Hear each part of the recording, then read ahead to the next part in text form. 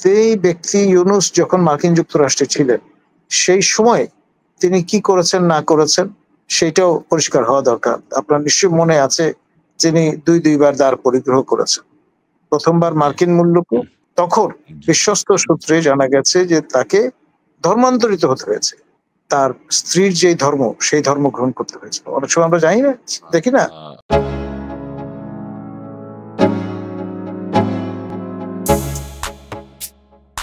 অনেকে ভাবছেন যে বোধহয় দৃষ্টি ফেরানোর জন্য এই কাজটা করা হচ্ছে, করিডোর এবং তার ইমপ্লিমেন্টেশন, তারপরে লজিস্টিক সরবরাহ, সেটা যাতে নির্বিঘ্নে ঘটে, নজর যাতে ভিন্ন দিকে প্রবাহিত করা যায়, সেজন্যই এই ক্যামোফ্লাজটা তৈরি করা হয়েছে। আমি কিন্তু তা মনে করি না।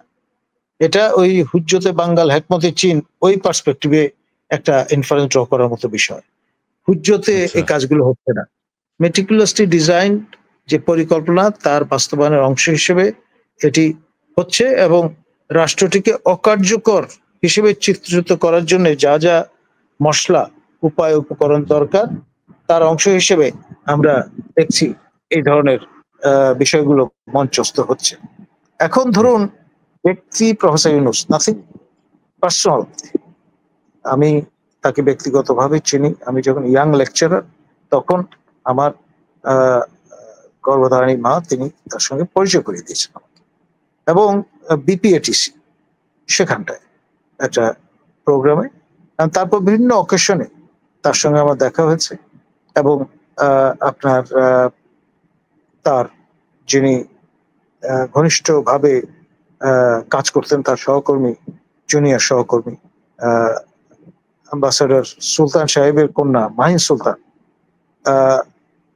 তার সূত্রেও তার সঙ্গে আমি ইন্টারাক্ট করেছি, এবং তার দুই সহোদর প্রফেসর ইব্রাহিম এবং আমাদের মোহাম্মদ জাহাঙ্গীর, দুজনের সঙ্গে পরিচিত, এবং মোহাম্মদ জাহাঙ্গীরের সঙ্গে তো ঘনিষ্ঠভাবে কাজ করেছে অসংখ্য অকেশনে। এই সেই পরিচিতির সূত্র ধরে আমি যেটি বলবো সেটি হচ্ছে তার জীবনীটার অফিসিয়াল যে আপনার বয়ান, এর বাইরে আরো যে দিকগুলো আছে সেগুলো সবার সামনে আসলে তুলে ধরা দরকার। তিনি এখন ব্যক্তি প্রফেসর ইউনূস আমাদের এককভাবে ওনারশিপের মতো একটা জায়গায় নেই জাতীয় গণ্ডিতে। তিনি এখন ইন্টারন্যাশনাল অ্যাক্টর, এবং সেই ব্যক্তি ইউনূস যখন মার্কিন যুক্তরাষ্ট্রে ছিলেন সেই সময় তিনি কি করেছেন না করেছেন সেটাও পরিষ্কার হওয়া দরকার। আপনার নিশ্চয়ই মনে আছে তিনি দুইবার দ্বার পরিগ্রহ করেছেন। প্রথমবার মার্কিন মুল্লুকও, এবং যখন তিনি মার্কিন মুল্লুককে প্রার্থনা করেন তখন বিশ্বস্ত সূত্রে জানা গেছে যে তাকে ধর্মান্তরিত হতে হয়েছে। যেই নাম তিনি ধারণ করছেন আকিকা করা, এবং যার নাম দিয়ে শুরু এই ধর্মের যিনি প্রবর্তক, আমাদের মহানবী মুহাম্মদ সাল্লাল্লাহু আলাইহি ওয়াসাল্লাম, তার নামে কিন্তু তার নাম প্রথম আদ্যক্ষর বা শব্দ। তাকে বৈবাহিক এই স্ট্যাটাস ধারণ করার প্রয়োজনে তার স্ত্রীর যে ধর্ম সেই ধর্ম গ্রহণ করতে হয়েছিল। অনেক সময় আমরা জানি না, দেখি না, যে আপনার তখন নামটা কি ছিল স্যার? নামটা কি আপনার জানা আছে? আমি যতটুকু শুনেছি তাকে পরিবর্তন করতে হয়েছিল, এবং একটা নর্মালি যেটা হয় একটা খ্রিস্টান নেম নিতে হয়, আপনার চীনা কালচারে সেটা আছে, বা ইংলিশ একটা নাম নিতে হয়। যেহেতু ইংরেজি ভাষাভাষী যে শব্দ যদি এটি প্রযুক্ত করে না দেয়া যায় তাহলে চীনা নাম উচ্চারণ করা খুব কঠিন। অনেককেই দেখা যায় ডেভিড নাম নিচ্ছেন, অনেককে দেখা যায় আপনার মাইকেল নাম নিচ্ছেন, সঙ্গে চীনা নামটাও আছে। তো এক্ষেত্রে আপনার যারা যাজক কিংবা যারা রেজিস্ট্রেশন করেছেন বিবাহ, তারা হয়তো ভালো বলতে পারবেন। নিশ্চিত না হয়ে কোনো কথা বলা ঠিক হবে না। আচ্ছা, ঠিক আছে স্যার। ওকে স্যার, আমরা কি দর্শকদের কিছু মতামত, পার্সোনাল যে প্রোফাইলটা সেটা অতি অবশ্যই প্রত্যেকের অবগত হওয়া দরকার। যেমন কিছুদিন আগে একটি সূত্রে বলা হয়েছে যে মার্কিন মুল্লুকের প্রথম জুইশ প্রেসিডেন্ট হচ্ছেন ডোনাল্ড ট্রাম্প। বছর দুয়েক আগে তিনি তার সান ইন ল যে ধর্ম পালন করেন সেই ধর্মে অবগাহন করেছেন। এখন তার যে কার্যক্রম, তার যে পদক্ষেপগুলো উইথ রেফারেন্স টু ইসরায়েল অনেকাংশে তা সাবস্টেন্সিয়েট করে।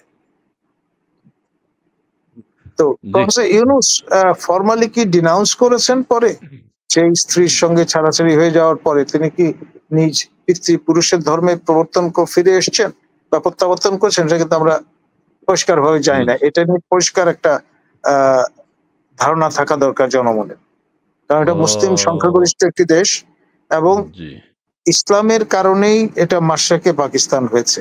মাশরিকে পাকিস্তান হওয়ার কারণেই বর্তমান বাংলাদেশ যে অবয়ব নিয়ে আছে বিশ্ব মানচিত্রে সেটি ধারণ করতে সক্ষম হয়েছে। আর ঐতিহাসিক ভাবে চট্টগ্রামের নাম হচ্ছে ইসলামাবাদ। আপনার শায়েস্তা খান যখন জয় করলেন, সেই ইসলামের যে বিজয় নিশান তিনি উড়ালেন, সেই কারণে নাম দিয়েছিলেন ইসলামাবাদ। সেই জায়গার সান অফ দ্য সয়েল, তাকে তো তার সেই ইসলামী যে মূল পরিচয় সেখানে ফিরে আসতে হবে পরিষ্কারভাবে, ক্লিয়ার টার্মসে, এবং আচারনিষ্ঠ একজন মুসলমান হিসেবে ডেমনস্ট্রেটেড হতে হবে। প্রতি শুক্রবার তিনি যে সামিল হন আপনার জুম্মার নামাজে, সেটা আমাদেরকে জানতে হবে, দেখতে হবে। এবং শুধুমাত্র বছরে একবার ঈদের নামাজে হাজির হলে তো চলবে না। জি, না আপনি যেটা বলতে চাচ্ছেন স্যার, তাহলে আমাদের প্রধান উপদেষ্টা তিনি ওই বৈবাহিক সূত্রের নাম পরিবর্তন করেছেন হয়তো, সেটি আমাদের জানা দরকার, এটি বলতে চাচ্ছেন? আমি যেটি বলতে চাচ্ছি যে যেই দেশের রাষ্ট্রধর্ম ইসলাম, সেই দেশের স্টিয়ারিং হুইল তিনি ধরে আছেন সরকার প্রধান হিসেবে। আমরা কি জানি নিশ্চিতভাবে তিনি যেই ধর্মের পক্ষ থেকে রিচুয়াল হিসেবে একাধিক আপনার ছাগ কোরবানি দিয়ে তাকে আকিকা করা হয়েছে, যেই প্রণোদনায়, সেটি তিনি মেনটেন করছেন কিনা। কারণ ইসলামে সবকিছু ডেমনস্ট্রেবল। আপনি পার্সোনাল ওই যে চ্যাপেলে গিয়ে উপাসনা করার মতো ধর্ম কিন্তু ইসলাম না। এই বিষয়গুলো সামনে কিন্তু ফরফ্রন্টে চলে আসবে সঙ্গত কারণেই, কারণ নারী কমিশনের রিপোর্ট নিয়ে হইচই শুরু হয়েছে। খেয়াল করেন, হেফাজতে ইসলাম, আপনার ইসলামী আন্দোলন, জামাতে ইসলামী সবাই কিন্তু প্রকাশ্য স্ট্যান্ড নিয়েছে। কর্তব্য নয় এই ধরনের বিশেষণ ব্যবহার করা হয়েছে। আবার এমন একজন ব্যক্তির সহধর্মিণী যিনি, আচ্ছা স্যার, এটা একটু ক্লিয়ার করেন তো স্যার। এই যে জাফরুল্লাহ সাহেব, আমাদের প্রয়াত জাফরুল্লাহ সাহেব, আমাদের অত্যন্ত খ্যাতিমান একজন মানুষ, ডাক্তার জাফরুল্লাহ চৌধুরী, তার স্ত্রী হচ্ছেন নাসরিন হক।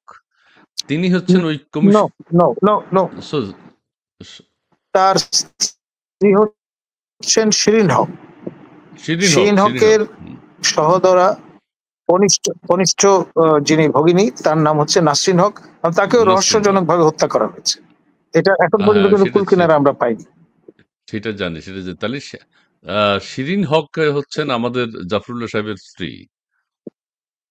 জি, এবং তিনি আমাদের নারী বিষয়ক যে সংস্কার কমিশন সেটির চেয়ারম্যান। তো তাকে এত অপমান করা হলো, এত অন্যতম, তিনি নারী পক্ষের অন্যতম প্রতিষ্ঠাতা। আচ্ছা আচ্ছা আচ্ছা, শিরিন হক। এটা অনেকে জানে না স্যার, এটা তো অনেকে জানে না। এবং তাকে যেভাবে অপমান করা হয়েছে হেফাজতে ইসলামের সমাবেশ থেকে এবং ইসলামী অন্যান্য সংগঠন থেকে, শিরিন হককে যেভাবে নাজেহাল করা হয়েছে এবং কি কি যেন বলেছে, সেগুলো আমি উচ্চারণ করতে চাই না, আপনি উচ্চারণ করেননি। জি জি জি, সেগুলো উচ্চারণ করতে চাই না। কিন্তু এই যে একজন বিজ্ঞ মানুষের, আমাদের তার সহধর্মিণী, তিনিও একজন প্রতিষ্ঠিত মানুষ, তাকে এইভাবে অপমান করা, এটা আসলে ন্যাক্কারজনক ঘটনা। এবং যারা করেছে তারাও এবং তারই ধারাবাহিকতায় প্রফেসর ডক্টর সুচিতা শর্মী, আমাদের সর্বজন শ্রদ্ধেয় শিক্ষক, বাংলা একাডেমির যিনি সভাপতি, প্রফেসর আবুল কাশেম ফজল হকের বিদুষী কন্যা, তাকে খুব আনসিরিমনিয়াসলি অন্যের আপনার শর্টকামিংস এর কারণে তাকে অপসারণ করা হয়েছে। এটা হচ্ছে যে আপনি এক ধরনের যা কিছু দাবি করবেন সব ঠিক আছে, আমরা মেনে নিলাম, ওই ধারাবাহিকতা করা হয়েছে। এবং এটি আমাদের যেটাকে আমরা বলি নারীর এম্পাওয়ারমেন্ট, তার প্রতি বৃদ্ধাঙ্গুলি দেখানো হয়েছে, যেটা বর্তমান সরকারের, বিশেষ করে যেই সরকারের প্রধান প্রফেসর নোবেল লরেট ইউনুস, তার কাছ থেকে কোনো অবস্থায় এটি এক্সপেক্টেড নয়। এই কারণে যে তিনি নোবেল পুরস্কারটা পেয়েছেন যৌথভাবে গ্রামীণ ব্যাংকের সঙ্গে। গ্রামীণ ব্যাংককে কেন এই ক্রেডেন্স দেওয়া হয়েছে? নারী এম্পাওয়ারমেন্টের ক্ষেত্রে তার অবদানের জন্য। এখন সেই এম্পাওয়ার হওয়ার যে দৃষ্টান্তটা, একমাত্র দৃষ্টান্ত ছিল এই পাবলিক আপনার ইউনিভার্সিটি বা টারশিয়ারি এডুকেশন সাবসেক্টরে, তার প্রতি আপনি বৃদ্ধাঙ্গুলি দেখালেন। এখন কি বার্তা দিলেন? খেয়াল করেন,